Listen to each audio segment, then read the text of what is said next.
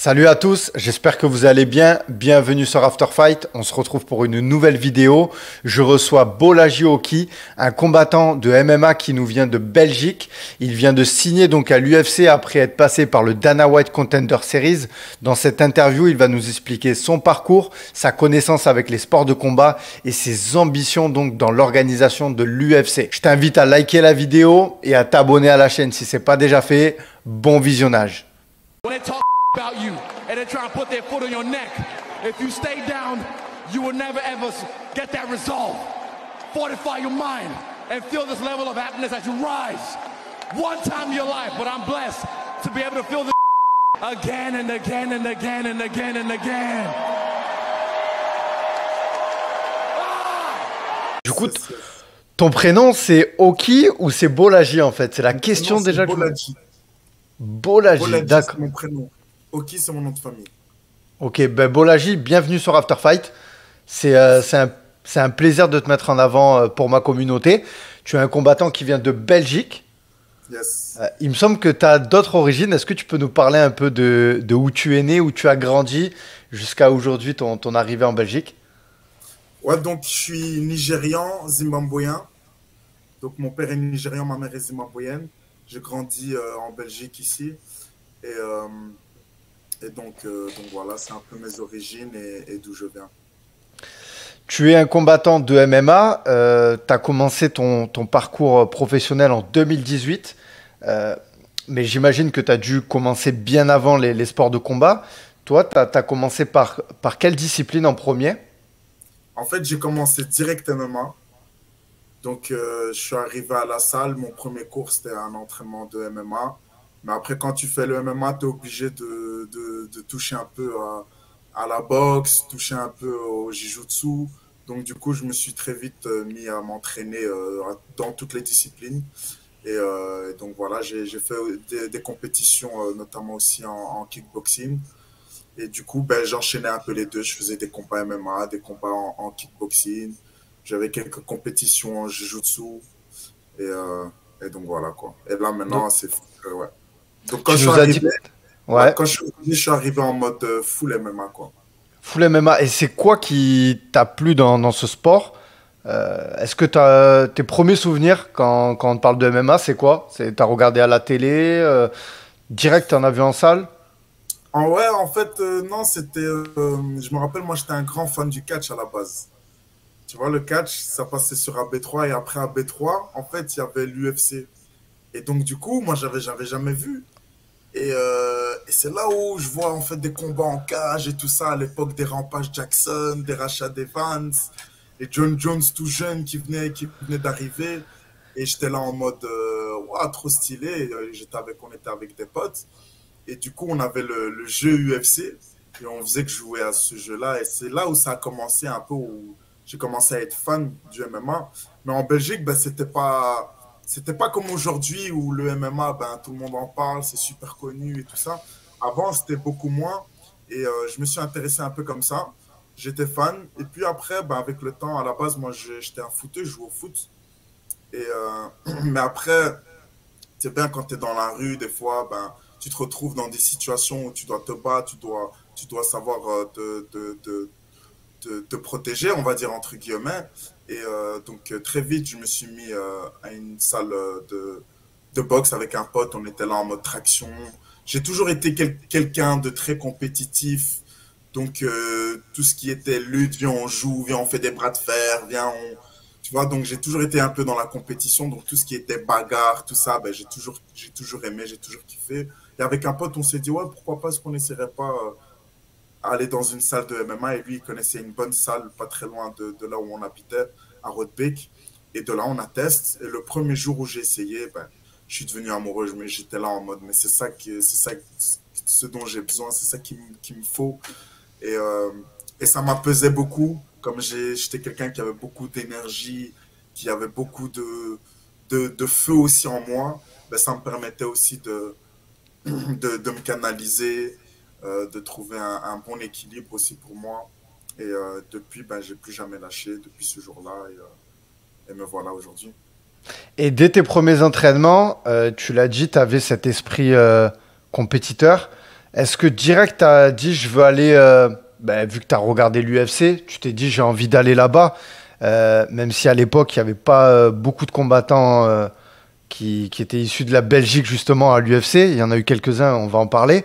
Tu as eu des objectifs directs d'aller combattre dans la cage ou, tu vois, comment tu as fait la transition de loisir à vraiment commencer à faire les compétitions amateurs? Ça s'est passé vraiment genre étape par étape comme ça. Donc, on va dire que mon premier objectif, c'est d'abord, donc je découvre le sport, je kiffe de ouf, et là, tout ce que j'ai envie, c'est de m'améliorer. Et là tu es dans une équipe, donc tu as forcément des plus forts, des moins forts, et donc ton premier objectif, c'est d'être aussi fort que les plus forts, tu vois. Et déjà à l'époque, ben, il y avait Tarek Safedine déjà qui combattait déjà à l'UFC.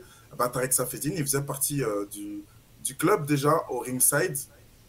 Et donc, je le voyais déjà en tant que waouh, regarde lui, il a l'UFC, il a tel niveau, tel niveau. Le but, c'est d'arriver déjà à l'équipe parce qu'on appelait la team.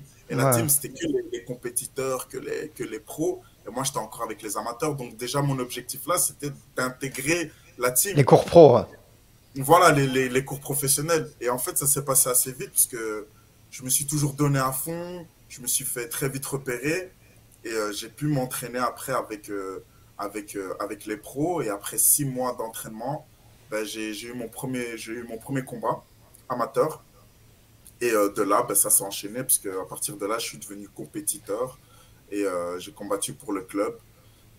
Et après 2 ans, ben, j'ai changé de club au Da Vinci Fighting. Et de là, ben, je suis toujours resté, quoi. Donc, ça s'est vraiment passé étape par étape. Donc, mon premier objectif était d'abord d'atterrir, avoir un certain bon niveau pour pouvoir intégrer l'équipe ou des compétiteurs. Une fois que je suis arrivé dans l'équipe de compétiteurs, ben, il fallait que je fasse des combats. Donc, c'était vraiment étape par étape.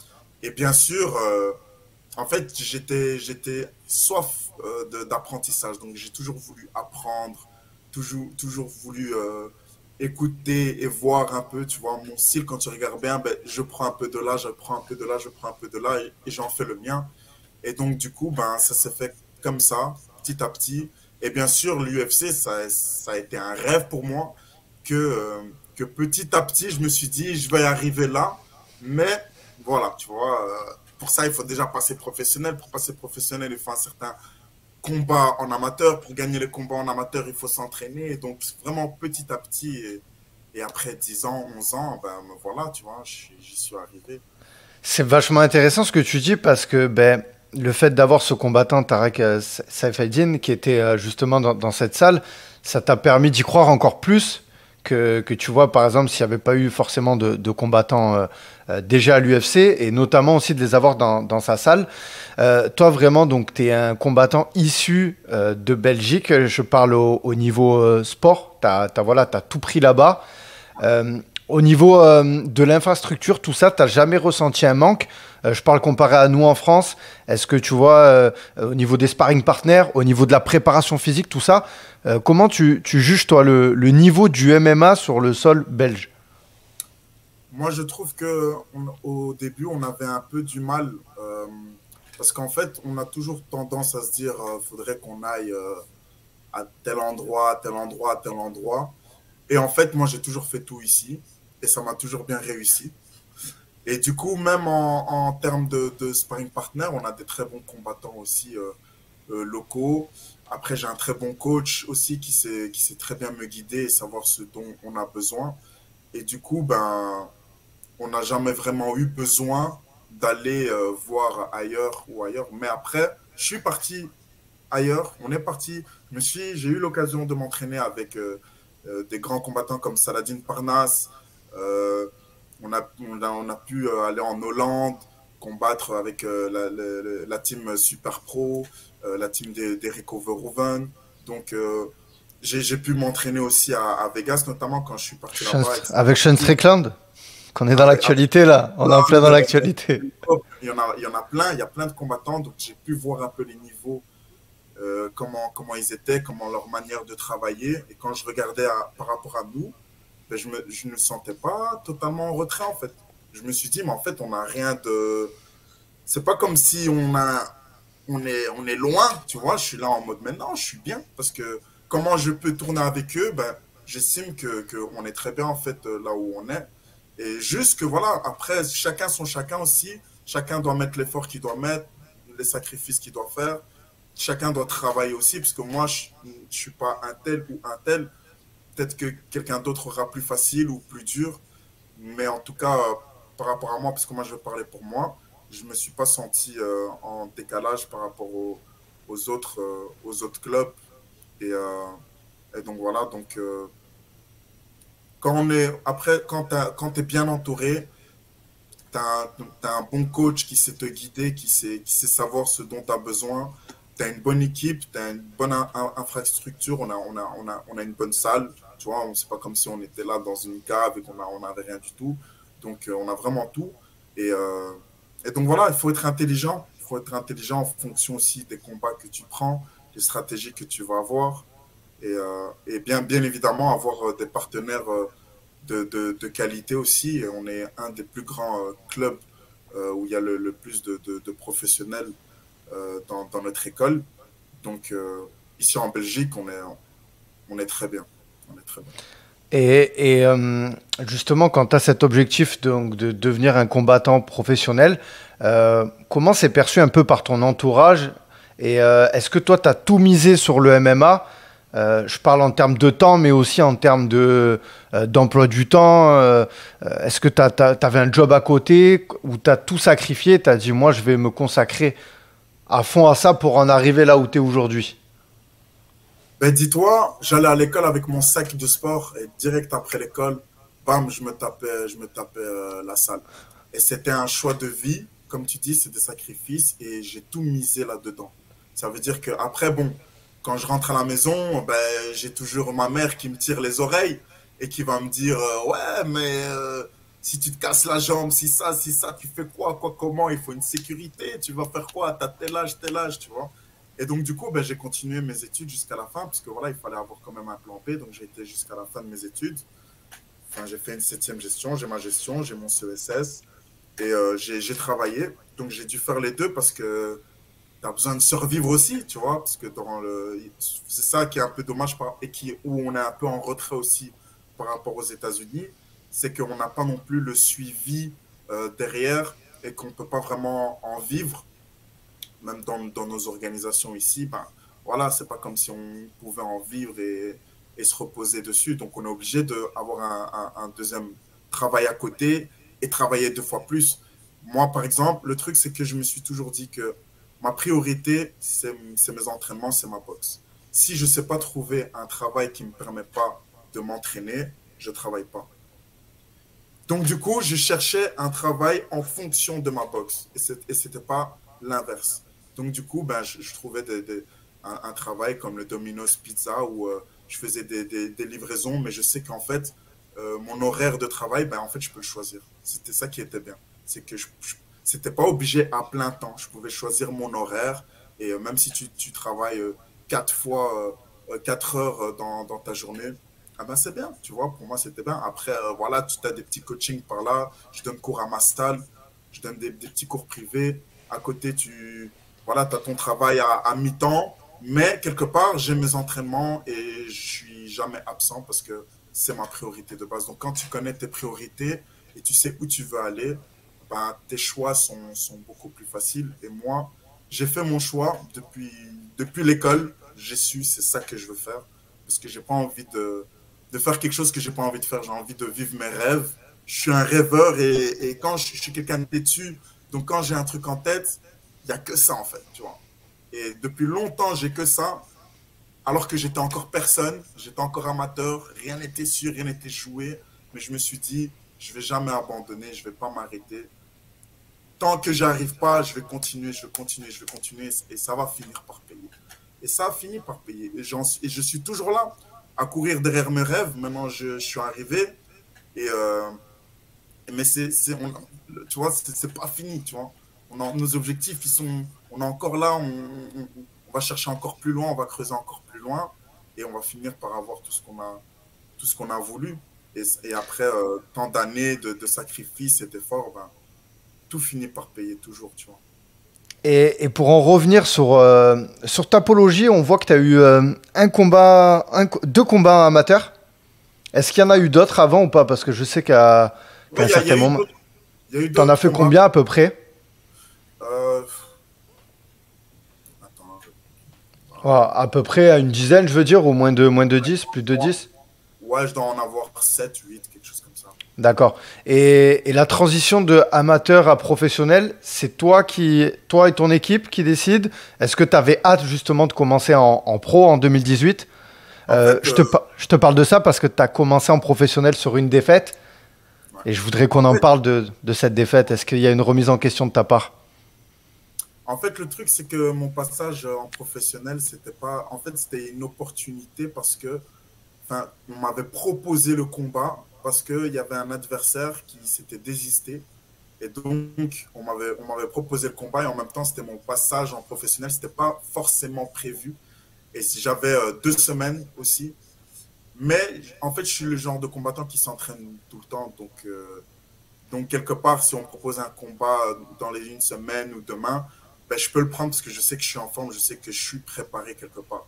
Mais voilà, c'était un risque qu'on a pris. Et voilà, malheureusement, je l'ai perdu. Mais grâce à ce combat-là, ben, j'ai beaucoup appris et j'ai beaucoup renforcé dans mes faiblesses. Et l'adversaire, d'ailleurs, avec qui j'ai combattu, ben, est devenu mon partenaire d'entraînement aujourd'hui où on s'entraîne tous les jours ensemble et aujourd'hui on est comme des frères, tu vois. Et c'est vraiment, c'est le destin, c'est la destinée, tu vois. Et bien sûr, j'ai eu une grosse remise en question parce que quand tu goûtes à la défaite, et c'était ma première défaite, ben d'office, tu te remets en question. Après, moi, je suis quelqu'un qui regarde beaucoup les détails et donc du coup, je regarde le pourquoi du comment j'ai perdu et je vois que voilà, c'était par rapport voilà, à ma lutte. Il avait une meilleure lutte que moi. Il m'a su me tenir au sol. Ok, il faut travailler la lutte à mort, à mort, à mort, à mort, à mort.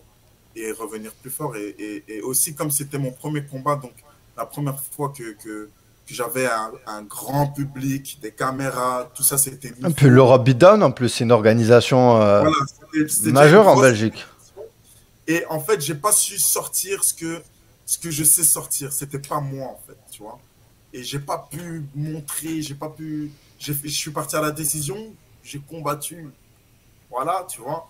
Mais je sais que c'était pas moi que je pouvais faire mieux. Et tu vois directement la différence à mon deuxième combat où je me suis dit, je veux plus jamais que ça m'arrive, je veux arriver déterminé, en mission, grand caméra, pas grand caméra, public, pas public. Je suis en mission, je dois terrasser l'adversaire et c'est tout.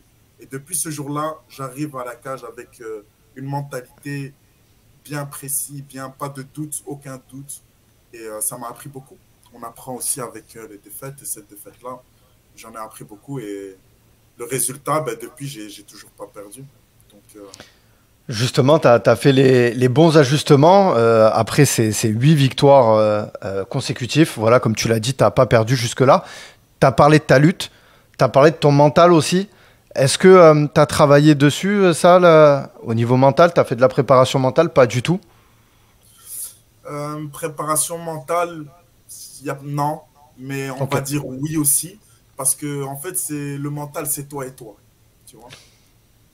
Et c'est ça le truc. Et moi, je sais d'où je viens, je sais ce que j'ai dû faire pour arriver jusque-là. Et donc, c'est comme si tu te parlais à toi-même aussi, tu vois. Et tu dois te poser les bonnes questions. Est-ce que c'est ça que tu veux faire vraiment? Est-ce que pour arriver là où tu veux arriver, est-ce que tu sais ce que tu dois faire? Donc, toutes ces choses-là, d'office, toi, tu te questionnes toi-même. Et quand tu as les réponses après, tu dis non, c'est ça que je veux. Si je dois souffrir tous les jours à la salle, je souffrirai tous les jours à la salle. Si c'est ma destinée que Dieu a choisi que je dois briller, je vais briller. Parce que j'ai foi en Dieu et j'ai foi en les plans qu'il a pour moi. Et donc, je me dis que c'est là où je me sens le mieux, tu vois, c'est quand je suis à la salle, tu vois. Et c'est ça. Les gens, ils pensent que, oh, tu fais de la bagarre, tu es quelqu'un de dangereux. Mais en fait, quelque part, on est les plus respectueux, les plus humbles, quelque part. Après, bon, aujourd'hui, c'est bien que des fois, ça part dans tous les sens.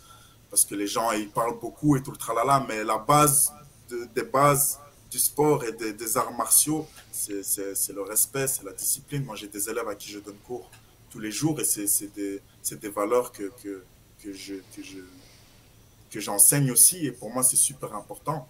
Et, euh, et ça m'a aussi permis, moi, de, de me sortir de la rue, entre guillemets. Si je faisais pas ça, je sais pas peut-être ce que je ferais. Je serais peut-être là en train de rapper, dans la rue, en train de fumer des joints, en train de faire tout et n'importe quoi, jusque je ne sais pas quelle heure, et foutre peut-être ma vie en l'air, tu vois. Que le sport m'a permis d'avoir une discipline, d'avoir une structure, d'être carré dans ma vie, avoir une bonne hygiène de vie, être sain. Et ça m'a apporté tellement de bonnes choses que je me dis que non, c'est pour moi, c'est ça. Et que même si je m'entraîne pas, je culpabilise, je suis pas bien, tu vois. Bien sûr. Donc je sais que c'est pour moi, tu vois. Et je suis bon là-dedans, tu vois. Tu vois, j'ai ce truc en fait, et je le vois bien. Et je me dis que je dois aller jusqu'au bout. Je peux plus même reculer en arrière. Et donc voilà, donc mentalement, quand je sais tout ça et je sais que voilà, tu viens pas d'une famille riche non plus, c'est pas comme si oh, tout est donné comme ça. Non, tu as dû te battre. C'est pas maman, papa qui est venu, qui m'a dit tiens, vas-y, non, c'est de moi-même. Tu vois, c'est pas facile la vie. Tu vois, on doit se battre tous les jours. Et c'est aussi mon combat à moi-même, aussi pour moi, prouver à ma mère, tu vois, maman, t'inquiète, je t'avais dit, tu vois. Je sais que tu kiffes pas trop ce que je fais parce que voilà, tu stresses, nanani, c'est pas sûr pour toi, mais moi je suis sûr de moi et je vais te prouver, et je vais prouver au monde, à tout le monde et tous ceux qui pensent que c'est pas possible, qu'en fait c'est possible, que même si on est dans un petit pays, que la Belgique, on n'a pas autant de combattants, nanana, c'est possible, tu vois. Le seul truc qui te rend que c'est pas possible, c'est quand toi-même tu te fixes des barrières. Et quand tu te fixes des barrières, eh ben, c'est normal que tu n'y arrives pas. Mais quand tu te fixes aucune barrière et que tu y vas à 100% et que tu dis c'est pas grave même si je tombe, tant que tu te relèves et que tu continues, c'est qu'une victoire, tu vois. Et quand tu as une mentalité comme ça, il n'y a que le bon qui peut en sortir de là, tu vois. Et depuis, ben, je garde toujours cette mentalité-là, même depuis ma défaite. Ça m'a rendu plus fort, comme je dis, c'était un mal pour un bien. Et de là, j'ai grandi, j'ai mûri. Et aujourd'hui, ben, je garde toujours cette même mentalité-là qui me fait arriver au plus haut des niveaux. Et justement, en août 2023, donc tu affrontes un adversaire redoutable en la personne de Dylan Salvador, qu'on ne présente plus, au Dana White Contender Series. C'était un combat très très important parce que ben, à la suite de ce combat, il y a la signature à l'UFC. Il y a Dana White qui est là justement pour sélectionner les meilleurs combattants. Tu l'as battu dans son propre domaine, dans le premier round. Euh, J'imagine qu'il doit avoir une grande fierté d'avoir gagné ce combat et notamment d'avoir battu un combattant qui justement a un très très gros striking, qui a été au Glory, tout ça, dans son propre domaine. Est-ce que tu peux nous parler un peu de ce combat et après on va faire la transition sur ben, ta signature à l'UFC, quoi. Qu'est-ce que ça fait d'apprendre que ça y est, quoi? Ouais. Ben, Dylan Salvador, comme tu as dit, un très grand combattant avec beaucoup d'expérience. Il a combattu des très grands noms du sport et j'ai beaucoup de respect aussi pour lui. Quand j'ai appris que j'allais l'affronter pour le Dana White Contender Series, ben, à la base, je ne le connaissais pas. Donc après, j'ai fait mes recherches et j'ai vu tout ça. Mais la mission reste la même pour moi dans ma tête. Et je sais que si je veux arriver au plus haut des niveaux, je vais affronter les plus forts dans ce game, tu vois. Et je dois être prêt et je suis prêt. Parce que le truc, c'est que je savais que Dylan Salvador, c'était. Voilà, il a de la renommée, il est connu dans le monde entier, mais moi, je sais que je suis quelqu'un qui arrive du underground. Les gens ne me connaissent pas, ne savent pas exactement mon niveau, quoi, comment. Mais moi, je sais, tu vois. Moi, je sais. Et c'est pour ça que j'ai confiance en moi, j'ai confiance en mes capacités. Et je sais que les gens, le monde est choqué. Tu vois, on l'a mis favori, tout ce que tu veux, mais moi, je n'étais pas choqué. Ouais. Moi, je n'étais pas choqué parce que ce que moi, je lui ai fait, c'est ce que j'ai toujours fait. Parce que je sais que j'arrive avec un style qu'ils n'ont pas l'habitude de voir. Tu vois, j'arrive, je propose un striking qui n'est pas le même que les autres. Donc, je sais que il aurait eu du mal avec moi parce que souvent, on a du mal à affronter un gars qui boxe comme moi. Parce que je suis quelqu'un qui esquive, qui remise, j'ai des bons réflexes, je sais faire un peu de tout. Tu vois, je sais faire ce que lui il fait et je sais faire vraiment comme je t'ai dit, je suis quelqu'un qui on n'aurait pas dit, mais je suis très studieux. Je regarde tous les petits détails dans chaque discipline, que ce soit la boxe anglaise, kickboxing, muay thai, MMA, taekwondo. Je vais vraiment tout regarder, les coups de pied, et je vais vraiment le mixer à ma sauce. Et comme je le fais moi, je sais que ils ont pas l'habitude. Et du coup, la stratégie avec Dylan Salvador, c'était de faire ce que je sais faire le mieux. Notamment, c'est un gaucher, donc il fallait que je parte plus sur son côté le plus faible, éviter les coups de pied et travailler son corps. Tête, corps, corps, tête, tête, corps. Et là, la stratégie a fonctionné à merveille.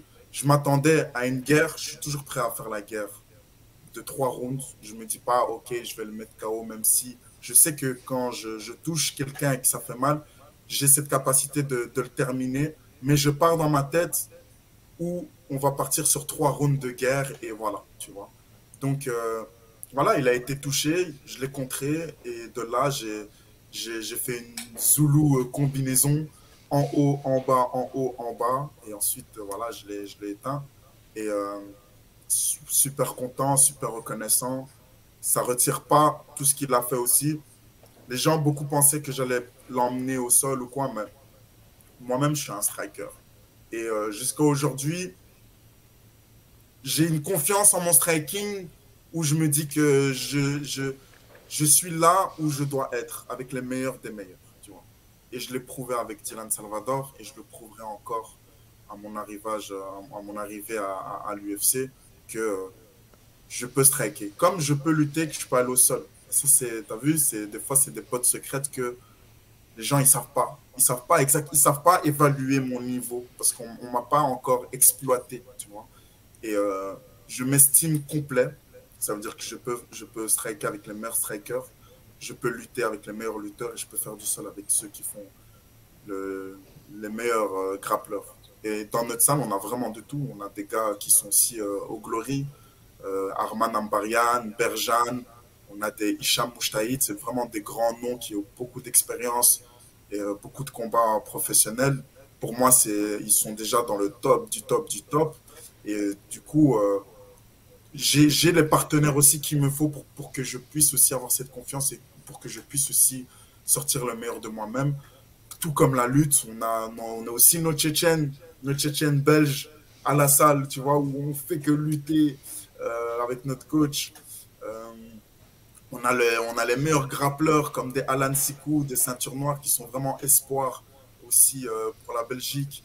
On a vraiment de tout en fait. On est vraiment complet. Et moi, j'ai la chance, l'opportunité de tourner avec tous ces grands combattants, athlètes, pour mon game et pour que quand j'arrive en MMA et que je dois mixer le tout avec mon game, ah ben, du coup, je sais que, voilà, tu vois, j'ai pas à me soucier de quoi que ce soit, debout, au sol, en lutte, contre n'importe qui. Je sais que je peux faire face. Donc voilà. Et Dana White, donc à la suite de ce combat, donc te signe à l'UFC. Tu es le 4e combattant belge à intégrer l'organisation à 3 lettres. Tu es le seul aujourd'hui actif. Est-ce qu'il y a un peu un poids sur les épaules d'aller porter le drapeau belge à l'UFC, en sachant que tu vas faire tes débuts très prochainement? Ça, pareil, tu as combattu en août. Il n'y a pas eu de bobo. Au niveau du temps, est-ce que tu aurais aimé combattre avant la fin de l'année? Comment ça se passe pour toi là? J'imagine que tu dois être en pleine prépa. Ouais, donc après, j'ai toujours eu du poids sur les épaules parce que j'ai une grande communauté derrière moi. J'ai beaucoup de soutien, j'ai beaucoup d'amour, que ce soit la famille, les amis, mes élèves. Donc, j'ai toujours eu, enfin, je suis quelqu'un qui attire aussi les gens, la foule.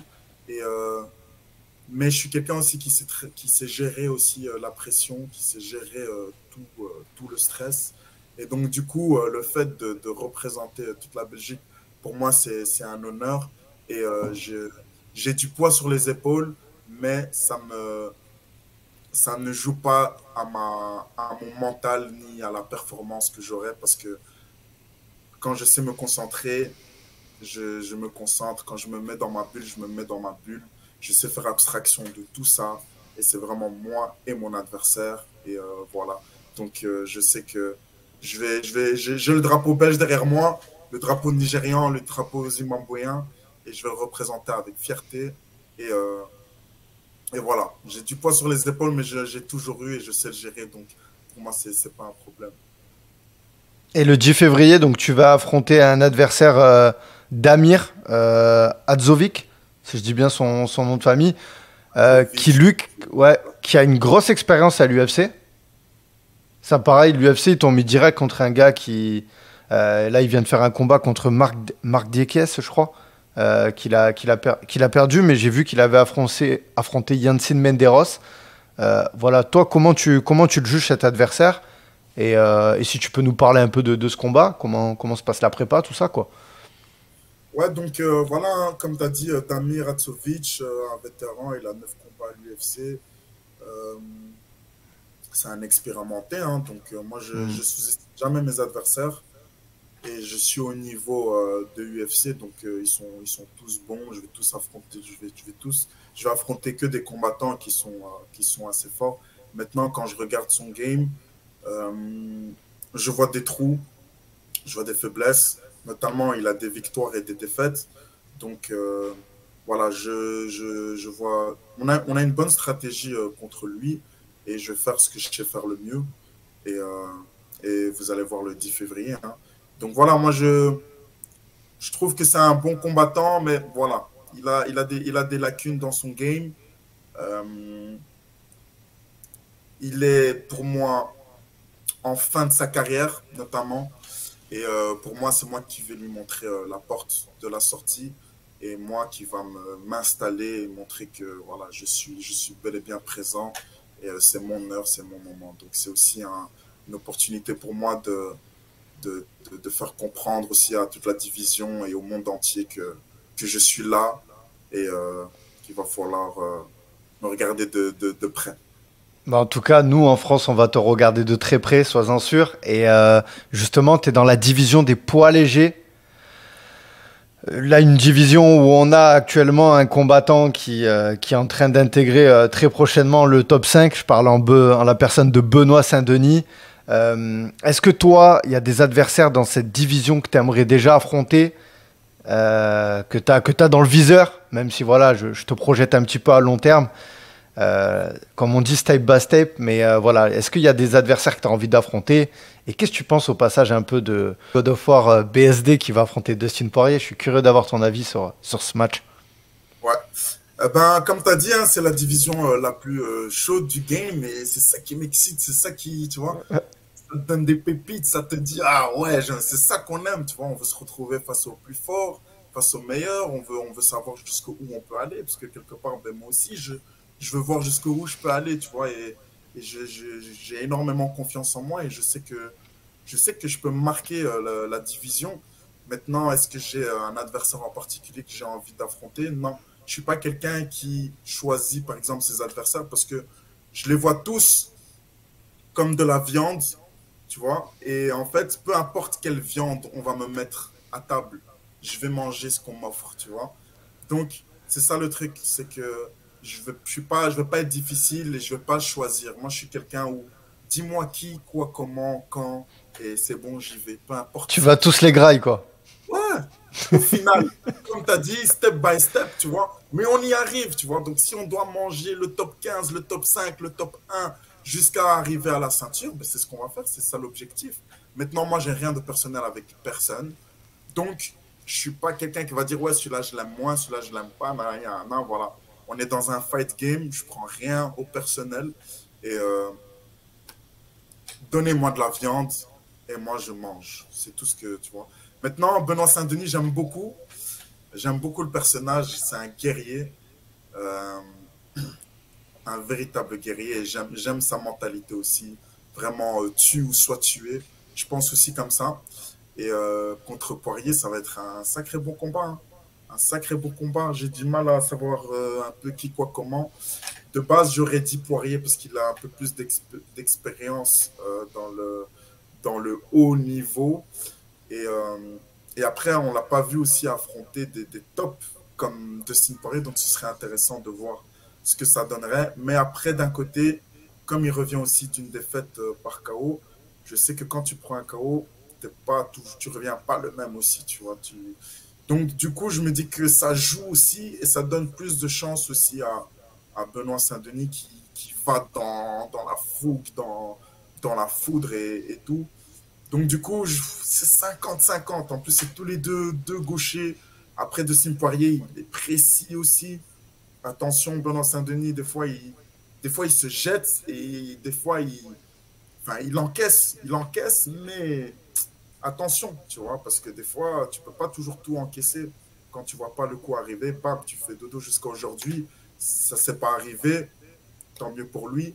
Mais voilà, pour moi, il devrait faire attention à ça. Mais il a clairement ses chances.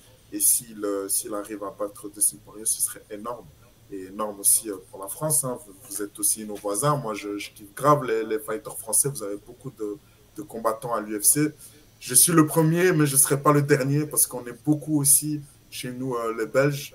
On a aussi nos espoirs belges qui vont arriver. Justement, J'ai simplement ouvert la porte. Ouais. Et je disais, les gars, la porte elle est ouverte, les gars, venez voir, tu vois. Et donc, ça va arriver. Après, comme j'ai dit, chacun son chacun doit mettre les efforts qu'il doit mettre. Mais je suis confiant qu'on va pouvoir aussi arriver avec nos combattants belges et pouvoir aussi faire du bruit comme vous le faites bien. Donc voilà, moi je le souhaite en tout cas tout le meilleur. En plus, on a le même âge, hein. Possible qu'un jour on va se retrouver. S'il est au top du top et que moi j'arrive, ce serait une dinguerie. Mais après, je le respecte beaucoup et voilà, donc tout le meilleur pour lui et j'espère qu'il gagnera son fight. Mais juste, voilà, qu'il lève bien les mains et qu'il fasse attention parce que Dustin Poirier aussi, ça peut être un sniper. Et justement, tu me parlais des futurs espoirs du MMA belge. Ben, je voudrais qu'on parle rapidement de Patrick aussi. Il y a Patrick, il y a Mosvar, ces combattants qui font beaucoup parler, qui actuellement sont en amateur, qui vont faire là très prochainement leur transition professionnelle. Est-ce que tu les côtoies? Bien sûr, Ça y est? je les connais très bien. Je les Ouais, connais très bien. Je connais très bien Patrick, Patrick, Mosvar, Steven, tous nos fighters belges, parce que voilà, tu les vois aller loin? on est un petit pays et on se connaît tous. Et bien sûr, moi je les vois aussi, je les vois aller loin s'ils sont intelligents, qu'ils font bien leur fête et qu'ils continuent à faire comme ils sont en train de faire. C'est du bon boulot. Donc, j'ai aucun doute qu'ils peuvent le faire parce que c'est la nouvelle génération qui arrive, qui ont faim, qui ont tout aussi faim et ils sont branchés niveau réseau et tout ça. Ils sont dans le turfu encore plus que nous, tu vois.